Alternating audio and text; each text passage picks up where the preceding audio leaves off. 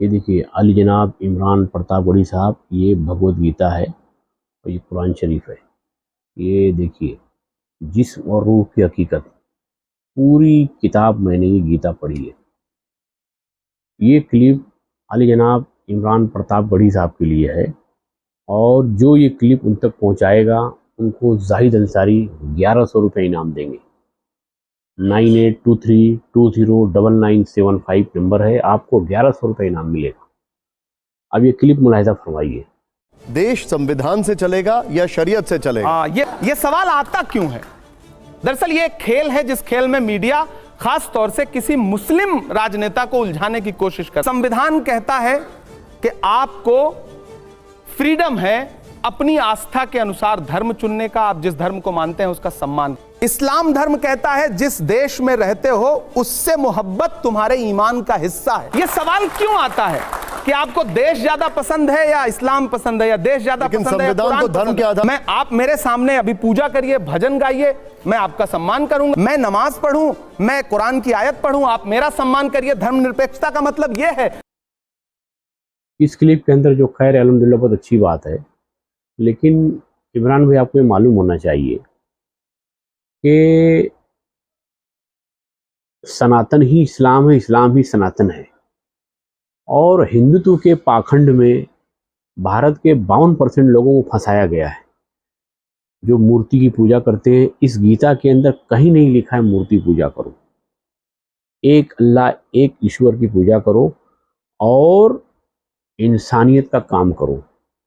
तो आप लोकसभा के इलेक्शन लड़े नहीं, आपको कांग्रेस ने पीछे के दरवाजे से भेजा और आप वहाँ पर हैं। मैं तो इलेक्शन लड़ा पूरी ताकत से, अगर मैं जाता तो ये बातें वहाँ करता। ठीक है, 52% ओबीसी को आपको बताना चाहिए जाकर कि मूर्ति पूजा हराम है। आपके लोग जो संभल निकाल रहे हैं, जो अजमेर निकाल रहे हैं, जो जगह जगह मस्जिदों में घुस के ये सब हरकतें कर रहे हैं, ये इसका इस गीता किताब से कुछ भी लेना देना नहीं है।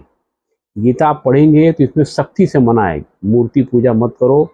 वो लोग जिनकी मूर्ति पूजा करते हो उनका आदर करने को बोला है, इज्जत करने को बोला है, क्योंकि उन लोगों ने बीते वर्षों में जहन्नम के नर्क के रास्ते से हटाकर हमको जन्नत के स्वर्ग के अहदना सिरातुल मुस्तकीम के रास्ते पर लाने का काम किया। इसलिए उनका मान है, सम्मान है, स्वाभिमान है। उनकी पूजा नहीं करनी है। ये उन 52% ओबीसी एमपीज को आपको जाकर बोलना पड़ेगा, क्योंकि मैं वहाँ गया नहीं।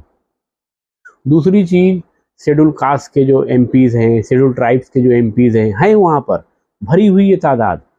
मुस्लिम एमपीज है। ये सारे एमपीज को कम से कम जो आंदोलन अभी चल रहा है ये बाबा साहब अम्बेडकर के ऊपर, इन लोगों ने जो खुराफात किया है ये जानबूझकर करते हैं, क्योंकि 100 साल पूरा होने वाला है। अगले साल 2025 में 100 साल पूरा हो जाएगा इन जालिमों का।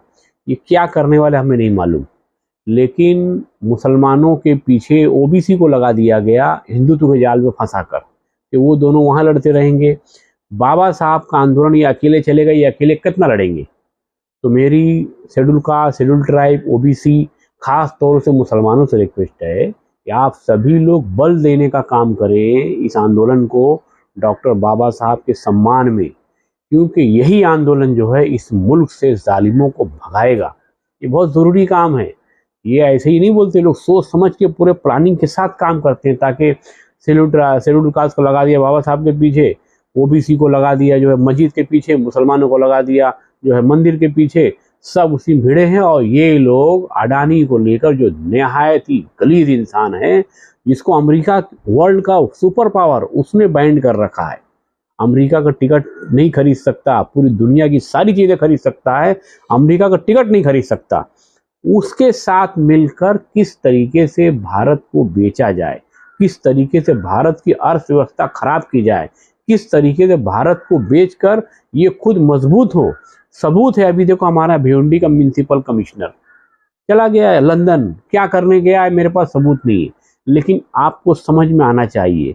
अभी एक हमारा देखो ये पुलिस वाला बेचारा, ये क्या नाम है, मिलिट्री ऑफिसर। जय हिंद, वंदे मातरम। लोकशाही का गला घोट रहे हैं बार बार। अभी हम यहाँ पे अनशन के लिए बैठे हैं, तो ये स्कूल कॉलेज की तरह होता है। जैसे यहाँ पे आइए, फिर 10 बजे यहाँ आइए, फिर 5 बजे आपकी शाला स्कूल कॉलेज खत्म हो जाती है। ये लोकतंत्र है हमारे देश में। हमें डिटेन करती। हम न्याय मांग रहे हैं यार, लोकतंत्र में, लोकतंत्र बचा ही नहीं। जो भी जवान बोलेगा सच्चाई, उसको सीधा ही अरेस्ट करो और जेल में डालो, ठोको। यही प्रशासन का पावर का दुरुपयोग कर रहे हैं आप।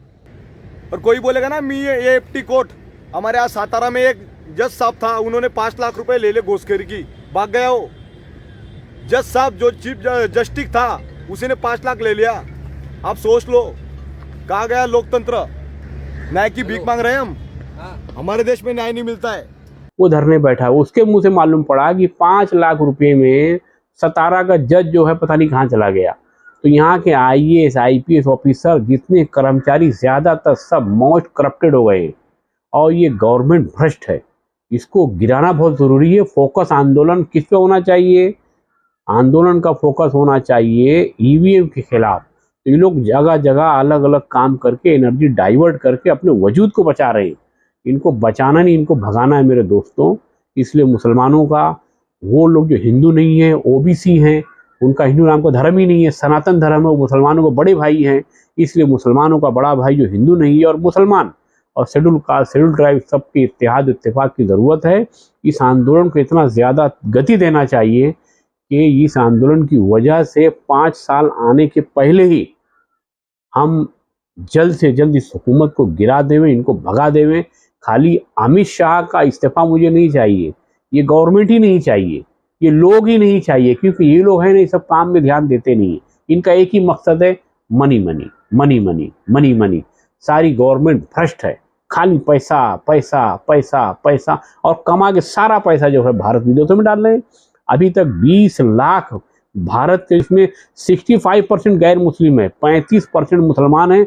ये भारत छोड़ के चले गए, 2.5 करोड़ 4 करोड़ के पास तो सब लेकर चले गए। ये बहुत ही दुर्भाग्य की बात है इस देश के लिए।